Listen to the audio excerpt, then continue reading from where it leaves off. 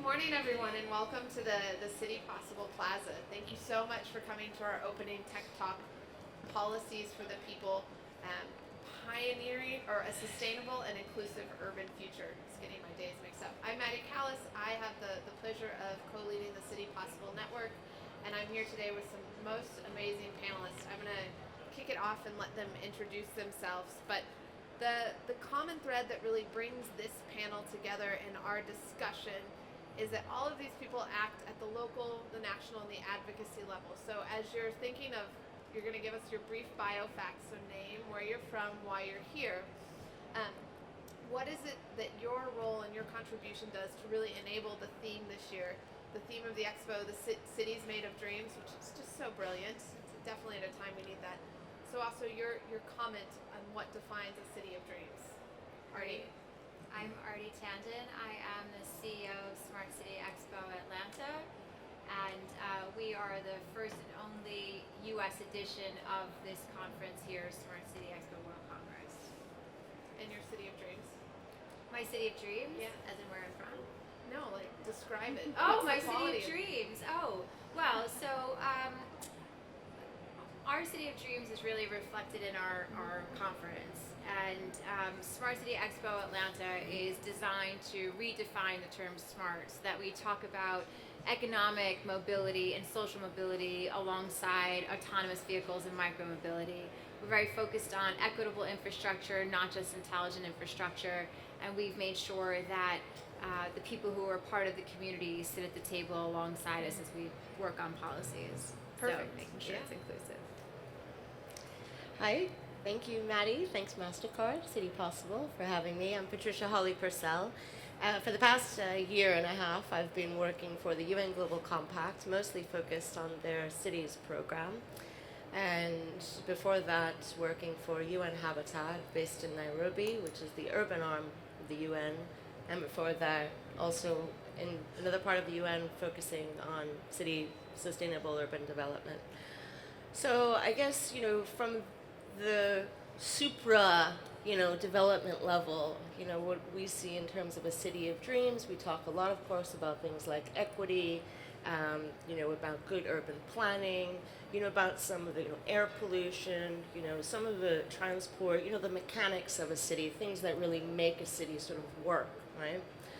But when I start thinking a bit more deeply about a city of dreams, I think it's about people coming together from different parts of walks of life and backgrounds and areas of expertise. And that's, musicians, it's artists, it's actors, it's policymakers, it's just a whole bunch of different people that have access to a city in a way that makes that city vibrant and thrive. Because let's think about it. I mean, why do we live in cities? Why do we move to cities? Why is the world urbanizing? It's urbanizing because it gives people job opportunities, right? Because agglomeration sort of, fosters, and facilitates creativity and solution making, right? So my city of dreams is where that vibrancy is really evident in all different people coming together and having access to the greatness that makes the city. Perfect, Patricia. Thank you. Meredith? And Meredith is going to describe her 3 hats that she has. Good morning, everyone. Thank you for having us. My name is Meredith Hodgman. I'm the co-founder of Women in Smart Cities Global, of which MasterCard was one of our first sponsors, and Maddie was a founding member, so I'm really actually quite proud to be here with you guys today. Also the chair of the Internet of Things Alliance, Australia's Smart Cities Workstream, and my day job is the Head of International Engagement for the City of Sydney.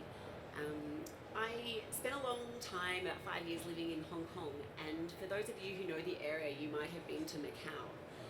Macau's PR tagline is Macau, City of Dreams.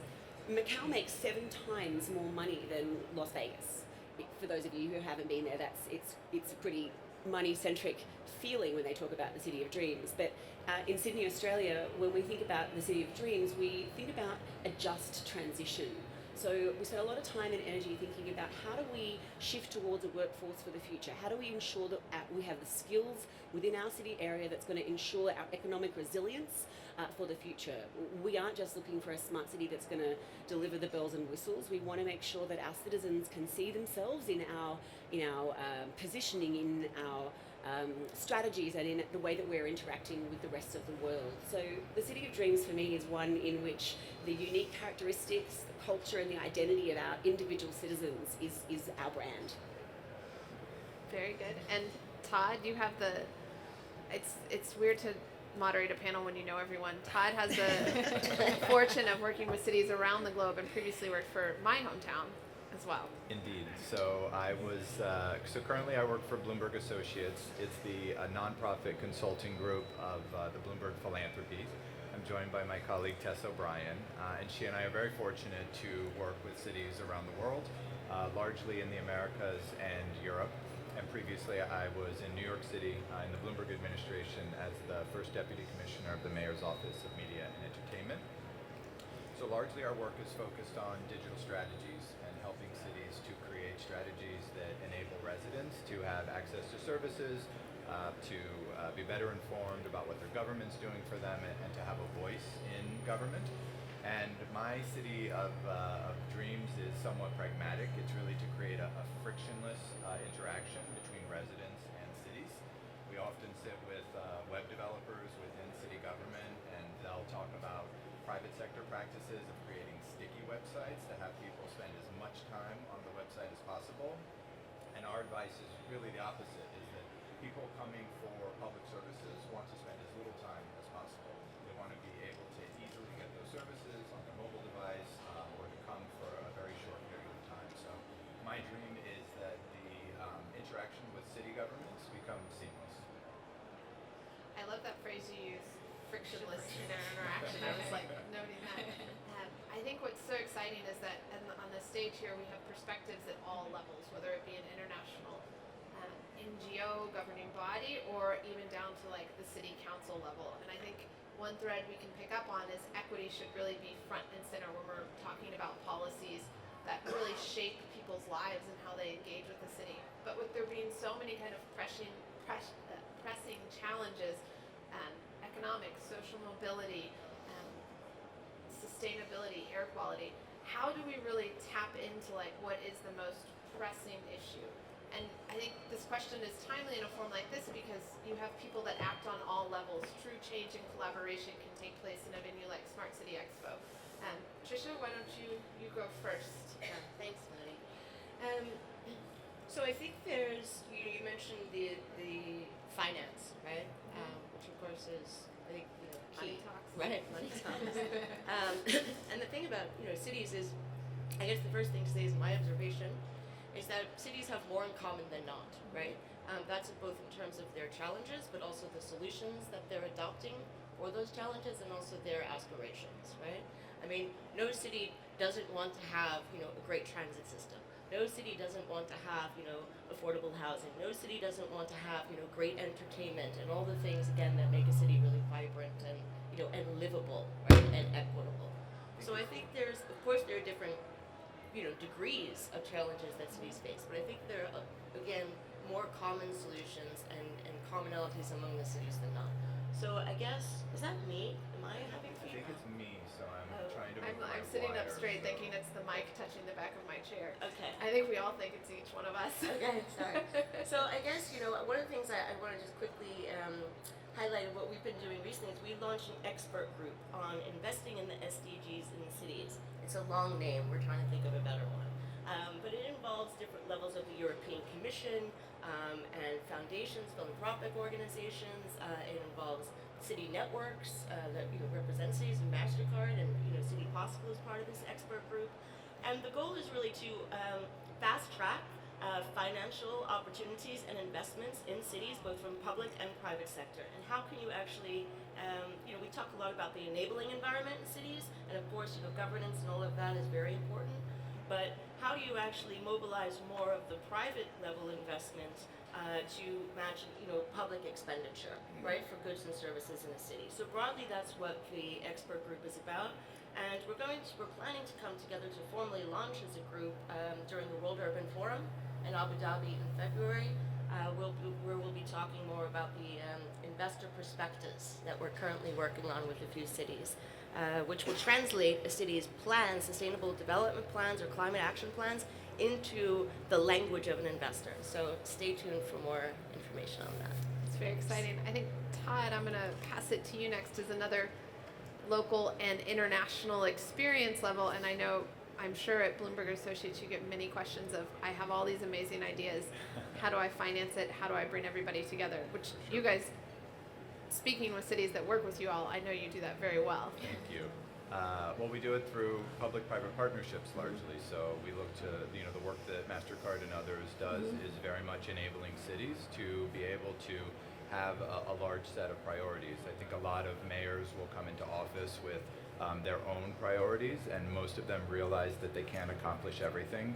I think a good city manager, mayor, will hire really well for senior positions and give a lot of authority to those teams in order to be effective. In our practice, we've structured Bloomberg Associates in 8 different discipline areas. So everything you might commonly see, with the exception of education and policing, because it's not always in the domain of a mayor, but we have travel and tourism, economic development, media and digital strategies, social services.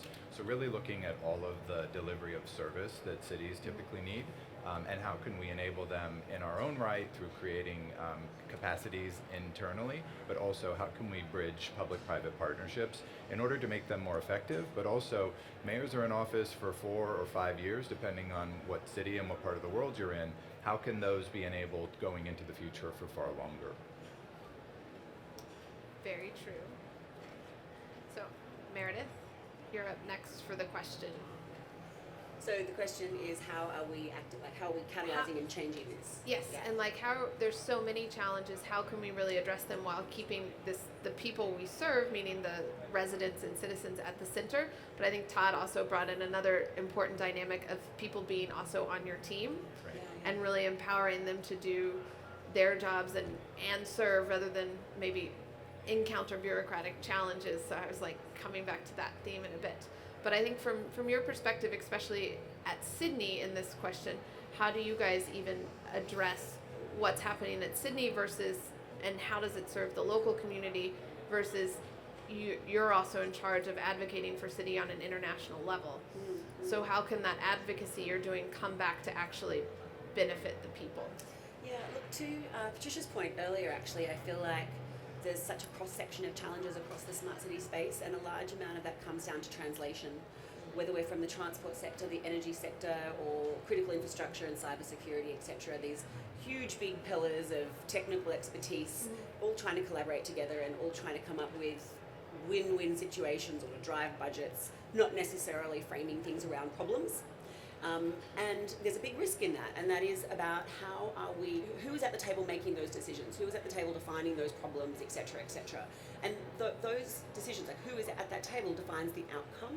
So for me personally, the way that I look to change that type of space is to ensure that we have diversity and inclusion in the design, in not just the design of these decisions, but also in the stakeholder engagement that we go through for those decisions, and then also in the professional development. To Todd's point, ensuring that your team itself is also diverse, because unless you have a really comprehensive approach to the type of systems think that is representative of the citizens that are in your city, then you're never going to have an outcome that is authentic, that is localized, and that's actually going to have an enduring tenure. That's one of the sort of founding tenets also behind Women in Smart Cities. So to your point before, your question before around Sydney particularly, Australia's quite isolated. I mean, I don't even know what time of the day it is in Australia right now. My body probably thinks it's like 2 o'clock in the morning or something to that effect. It's really easy for us not to be as connected as perhaps we would like to be. We work really closely in the Asia Pacific region with New Zealand, of course, Indonesia. One of our cities, Darwin, is actually closer to Bali in Indonesia than it is to the rest of the cities on the eastern seaboard. So the way that we are trying to grow and trying to catalyze our change is very different to a lot of the conversations that we'll see here in Barcelona, because we're at a very different end of the spectrum in our maturity. We've had some huge leaps and bounds, I would say, over the last 18 months, and that's due in no small part to our international connections, our international networks, and the way that we are learning from platforms just such as this. So learning from platforms such as this is the perfect transition, I think, for you, Arnie, to weigh in. I had the pleasure of being at Smart City Expo Atlanta this September, and I will say the conversations and topics you curated were so thoughtful. The speaker list was amazing, and it truly represented, I think, inclusion and diversity on stage and off. So to all the points that Patricia, Meredith, and Todd have made, how can you use an event like this to really bring people together and amplify these messages? Like, what is the catalyst of these large convenings? Yeah. Thank you, Maddie, for those kind words and for your support. We're really proud to say that 70% of our speakers at Smart City Expo Atlanta were people of color, women, or people with disabilities. And we truly can't make cities smart or meet people where they are unless those people are at the table. And it was really, for us, we felt the gravity of the importance of our work when Dr. Martin Luther King's daughter was talking about building compassionate cities and addressing gun violence in our communities and climate change and everything else that is causing marginalization of people. We were really honored to have Ambassador Young and the CIO of Paris. Thank you, Todd, for the work that you're doing with her. And these convenings are important because it's important to share best practices. And for us, I mean, we brought so many people from around the world to just interact at a very human level, which is something that you guys have been very focused on. And I think the other thing that we did was we had 30 young kids, high school kids from the Harvard Diversity Debate Council talking about their vision of a city of the future and their cities of dreams, actually. And I think the convening is important to make sure that we don't constantly live in a siloed world, and that together, we can come up with innovative financing models and really understand carbon capture and all the issues that feel pressing to these communities. Absolutely. I think one of the ways of forward and to make a city of dreams is actually true collaboration between the multiple levels. Meredith, you touched on that a lot, as Sydney being physically separate from the rest of the world. Always in our hearts, though. Sydney's wonderful. If you haven't been, you should definitely check it out. How do you really tap into that power of collaboration to implement at a local level? I mean, that is, for those of you who are just learning about City Possible, that's the whole idea, is that we can go further together.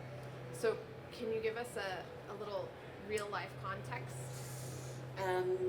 Well, the City of Sydney has literally just passed our Smart City Strategy through Council, and we're really excited to start talking about that in the new year.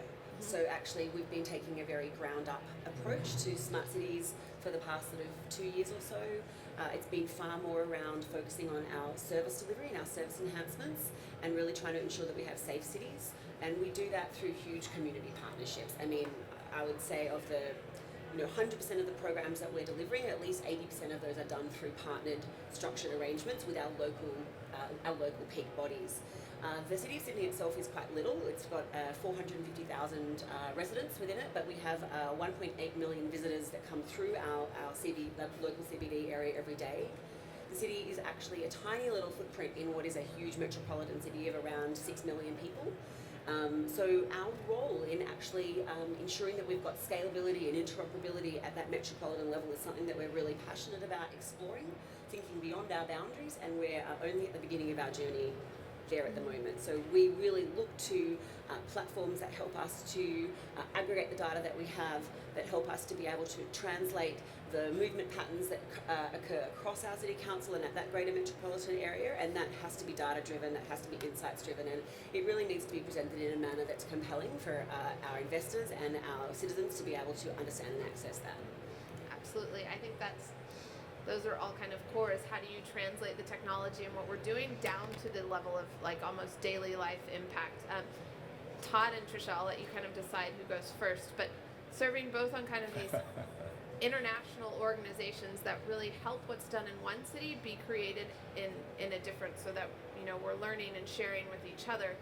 What's your role through UN Global Compact, Bloomberg Associates, in making it easier for these cities to kind of go further by almost copy and pasting what's done well? You sure? Okay. One of the So things polite. so I think partnerships is very important Yeah. to all of the work that we do, and some of it is large scale, and some of it is working with influencers, with universities, with nonprofit groups on the ground. And so as we start to work in a city, we're generally there for 2+ years. We'll establish those relationships early on, and we really look to make sure it's a very diverse set that's very reflective of the city that we're working in. One of the things we launched a year ago at Smart Cities New York was a product called City Tools, and it's really a booklet that looked at the time at 22 different cities around the world, Sydney being one of them, and looking at what are the tools that they're using for public communications, using digital tools, how are they using things like artificial intelligence and chatbots to enable citizens to learn information about their city. That was a very effective tool for us, one, to build relationships with cities that are sort of outside of our day-to-day, because we tend to work with 4 to 6 cities at a time. But it was a really great way for cities to be able to see examples in the form of case studies and other explanations about what cities had been pioneering, so they wouldn't have to build it from scratch on their own. And we've just completed the same for London. We just launched last week with Theo Blackwell, who's the Chief Digital Officer for the City of London, who's around somewhere today, and Eddie Copeland, who runs the London Office of Technology and Innovation, which connects the 33 boroughs of the City of London, so that they can do the same thing and have that interoperability between those boroughs, because till now they've been acting as independent bodies. So there's a lot of knowledge that can be transferred locally and internationally. I love this this idea of copy and paste, because I think it's absolutely right. As I was saying earlier, there are more common solutions than not for cities to address more common challenges that cities share, right? Than not. So, I mean, just from a municipal perspective, right? You can imagine that, especially in some cities around the world, they're just overwhelmed, aren't they? Right? I mean, there are people like knocking on the door of the mayor, the city government. I mean, they're stretched, right? They're dealing with like a burst water main, but then they have super big issues to deal with, like climate change, and jobs, and affordable housing, and so there's like all of these things happening all at once, and so I think the ability to help facilitate some shared priorities, which were mentioned earlier, is really helpful. And when I've engaged in sort of some of the events that City Possible has put on and other sort of platforms like that, what you find is that the more the cities are able to come together and actually understand different challenges that they have and the different solutions that are out there, I think it creates this, it engenders sort of trust, and it also empowers cities to accelerate the kind of transformations that they're looking for. We have this, phrase at the UN, we need to go further faster, right? And we have limited time to achieve, these very ambitious, sustainable development goals, and climate goals, and we're just not going to get there unless we go further faster. So I don't think that we need more collaboration. We need more platforms that bring cities together and help them, really feel like there are pathways to the solutions, that they can just jump on that track because that track is moving, and they don't have to wait, 5 years or 10 years or, for the next municipal budget cycle or whatever it is, or even political cycles, and that also goes back to ensuring that different parts of and Artie said it earlier about the community being so involved, different parts of the city have to be actively engaged, because the solutions, that you put in place, they have to outlive political cycles, right? Yeah, right. So this is one of the things that I think the great benefits of these types of platforms. So I encourage a lot more of it. Yeah. Thank you. You're a convener. I've seen it several times through and through. How can you amplify and bring people together? You kind of already answered it, but Well, I think it's exactly what everyone said. I mean, people just don't know what they don't know, and they're trying to address this, the picking up the garbage in their city, and yet they're dealing with, huge issues of refugees and immigration, and it's important for people to be able to see what issues people are dealing with around the world and learn from them, and whether it's copy and paste or scaling, I mean, there is a shared ability to solve these challenges, but we have to be able to make sure that people are, I mean, we ask questions all the time like, there are energy generating pavements out there and all these great technologies that are being used in universities and stadiums, but why aren't we just putting on a basketball court in the Bronx, right? Like how can we create more equity in our communities, and the more that people learn about what's happening around the world, the more they're better for it. The more you're likely to bring it home. Excellent point. On that note, I want to open up to questions in the audience. We've got these. Yeah, there might be a mic for questions. I don't know. Just if not, just we'll yell.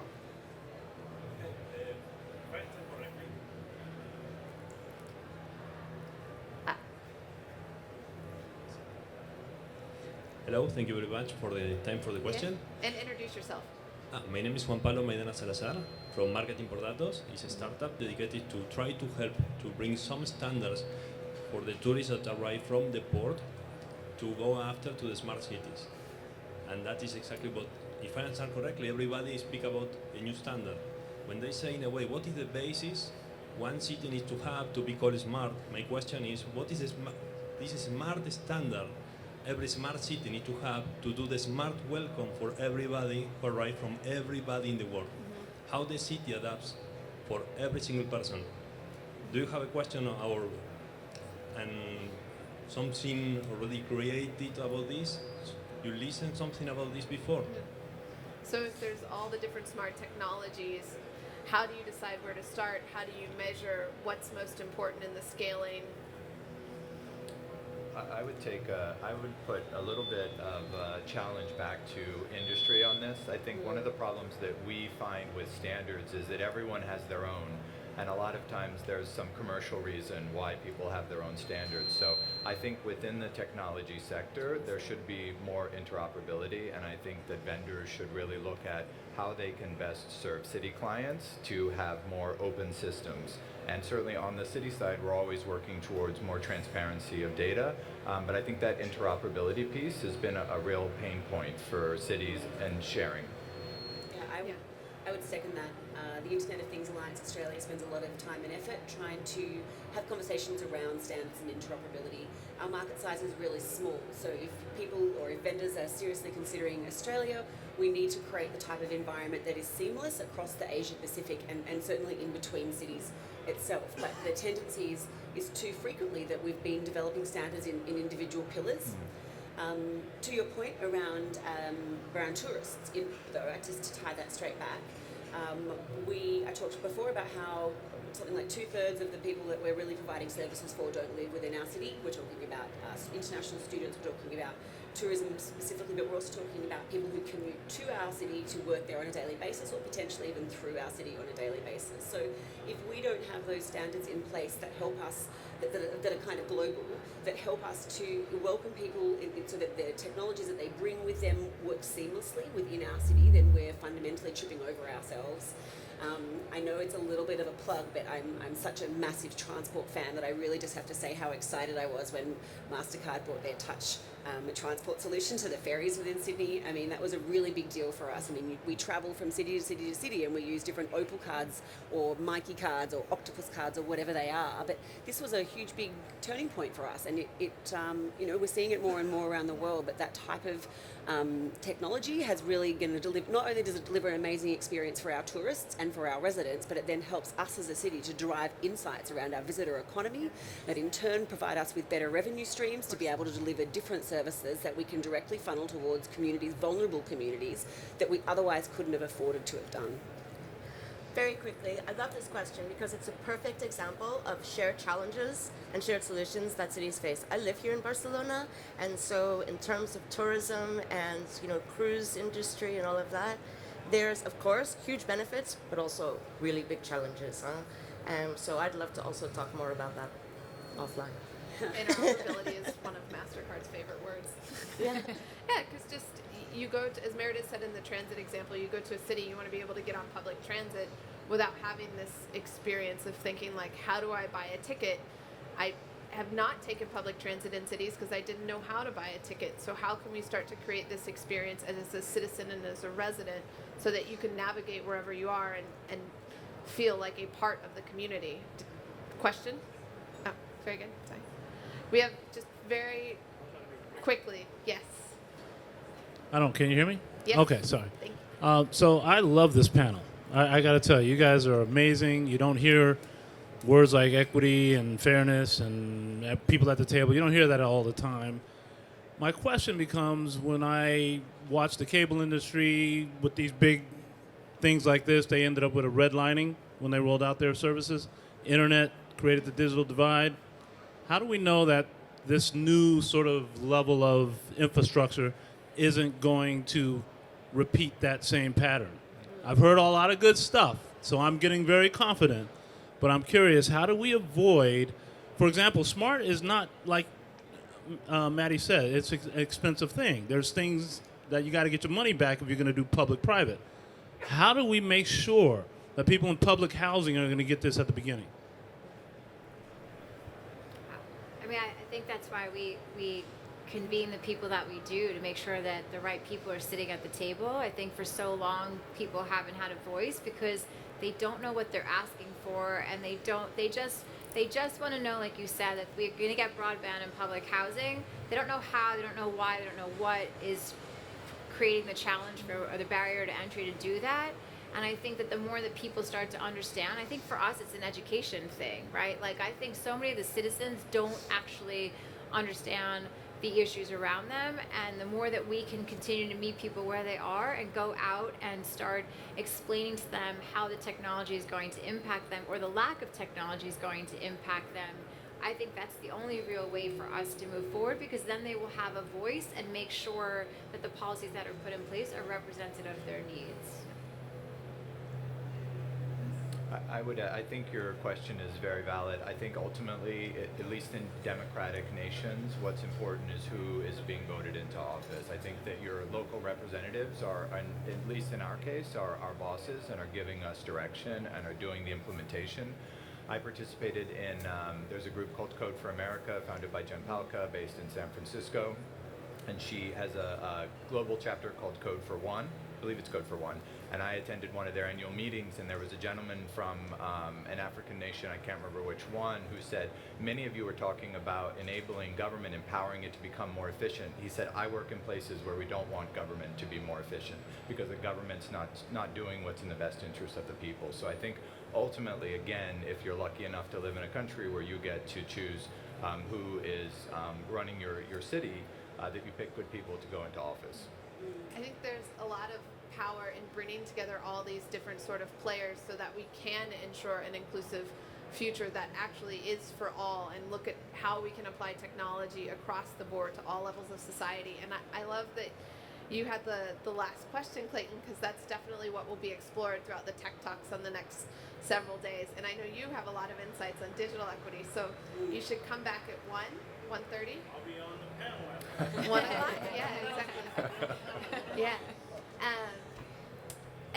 And I know panelists hate this, but I'm going to ask you to give a one-word answer, only one word for the last question. What's the most important issue for cities in the future that help us, make and really create the city of dreams? Start. Yeah. If you're going first, go for it. Anybody can throw it out. One issue. It could be more than one word, I guess. Well, I want to work along lines of what Clayton said. The digital divide is really, I think, going to be the defining factor going forward. My one word is access. But that's not just access to things that we care about, like sustainable development, core things like affordable housing and all of that. Of course, access to that, but also access to everything else that makes a city great. That's theater, that's art, that's film, that's music, Yeah. yoga, education. My one word is human. And it's to the point of digital divide again as well, in the sense that we need a just transition towards the way we approach intergenerational sustainability, whether that's economic, environmental, or social. Todd. And I would say proactivity. I think that cities are often in a situation where they have to be very reactive, but being proactive and planning for the future and scaling successful measures. Very good. So, thank you guys so much. You have one last request as panelists. Over there on the other side, we have a wall that says Cities Made of Dreams. So I'm going to ask you all to go and write and sign your name, the one word that made the city is made of dreams. You all are welcome to do the same, and please come back for our next Tech Talk, and looking forward to interacting with you here in the City Possible Plaza over the next 3 days. Thank you. Thank you. Away.